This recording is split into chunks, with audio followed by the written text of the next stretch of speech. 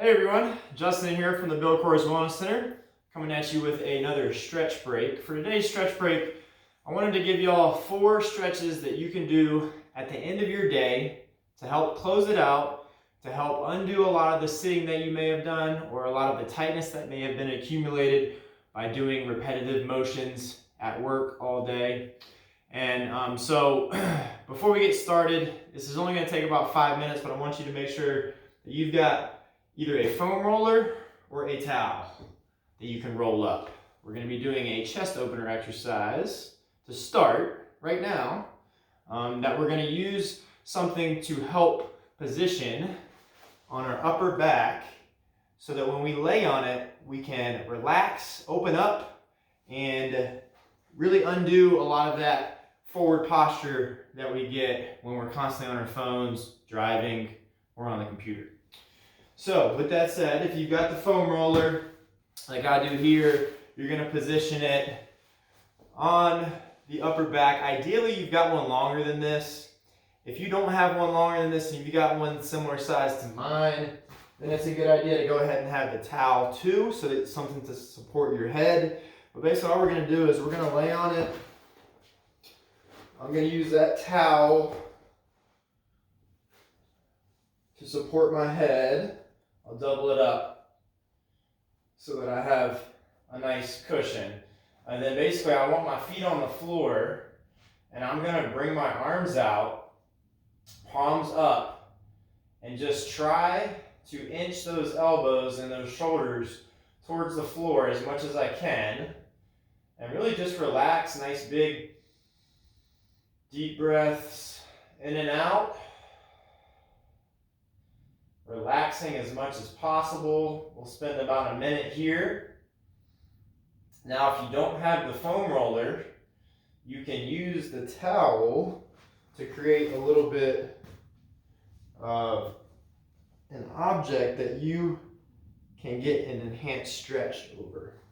So same idea, position it from the middle back up to the neck, rest the head, and then arms come out.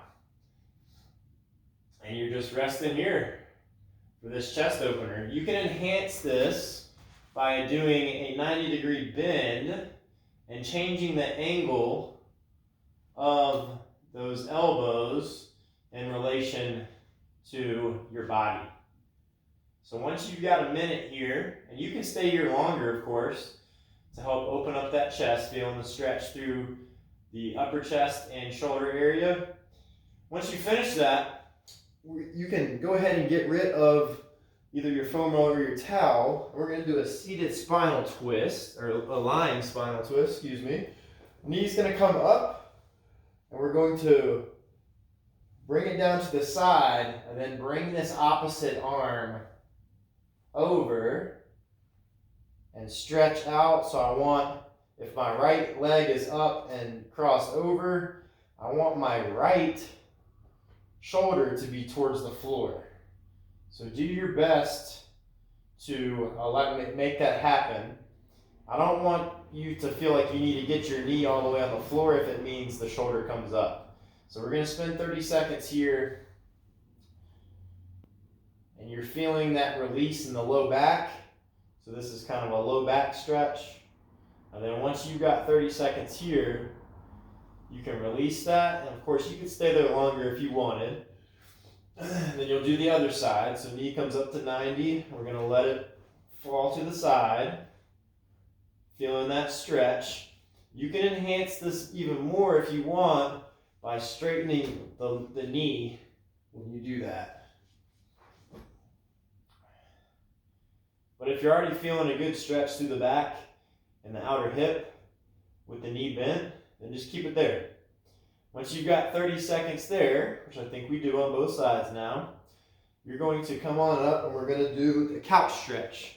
We've done this many times before, but you're basically going to get something that you can point your toe and get your knee as close to the object as you can. I want to make sure that I can straighten the toe. A wall works great for this, but some people don't have the ankle mobility for that. So that's why a couch works best, or a bench like I have here. Then I'm going to squeeze the back glute. I'm going to bring the knee up into a lunge position, and then I'm going to squeeze that glute, keep the core tight, and feel that stretch through the quad on the front of the leg, as well as the hip flexor. I've done this one many times before. I think it is one of the best stretches that you could possibly do for anyone that spends any amount of time sitting, because our hip flexors really get tight the longer we stay in that seated position. You're going to hold this for a minute. We've already been here for about 30 seconds.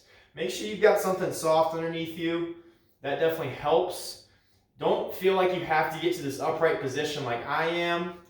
If it means that you're giving up your good spinal position and you can't keep a braced core, then that's your sign to come down and just stay here. I'm still getting a really good stretch through the quad and the hip flexor like this, with that glute squeezed and the core tight, without having to sit up with it.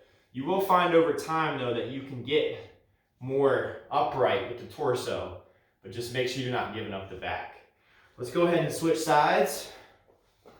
I'm going to actually give myself more of a cushion this time. And then I am getting that foot up on, in my case, on this bench, but if I had a couch, that would work well as well. And then again, I'm getting in that front lunge position. I'm squeezing the glute. I'll start low, squeeze the glute, keep the core tight. If I can handle it, I'll start moving myself up to a more upright position. And then I'm just holding this for a minute if I can. Nice big deep breaths. Feeling that big time stretch through the front of the thigh and the quad, as well as in the hip flexor. Once you've got a minute there, we're going to break out of that, and then we are going to sit Indian style, like we're back in kindergarten. And then from here, we're going to move to a lotus, half lotus stretch. So this is kind of a yoga pose. The Hindus did it back in the day, and they still do it. With meditation, it's the typical meditation pose that you see. But from a cross-leg position, we're going to take whatever leg is on the bottom, and then we are going to bring it up onto the thigh. So then I've got my knee. In this case, I've got my left foot pulled over my right knee, and then my left knee is over my right foot. From here, I'm going to sit up. I can apply a little bit of pressure so that I'm pulling with one leg as I push with the other. I'm going to feel that stretch in that hamstring, glute, hips area. Keep that core nice and tight. Sit up nice and tall. Have that tall spinal positioning. We're not rounded. 30 seconds here. And you can even have a book open. You can stay longer than 30 seconds, or you can be watching TV. Whatever helps you to kind of forget about the positioning, as long as you're keeping it nice and tight. And then just kind of rest here, and it helps to get us out of all those sitting slouch postures that we typically have throughout the day. So now that we've got 30 seconds on that side, we're going to switch it up. So we're going to go half lotus on the other side. Then from here, I'm sitting up nice and tall. I'm feeling that stretch now with my right foot over and my right hip. Then I'm just breathing as normally as possible, as I just relax into this. So I've got some slight pressure through my sit bones. I'm feeling that stretch through the hip. I'm keeping that good positioning with the spine. And then I'm just trying to relax. Once you've got 30 seconds here done, or longer if you want it, that's it for these 4 stretches to help you close out your day. Feel free to do these every night, right before you go to bed. Should help you really relax.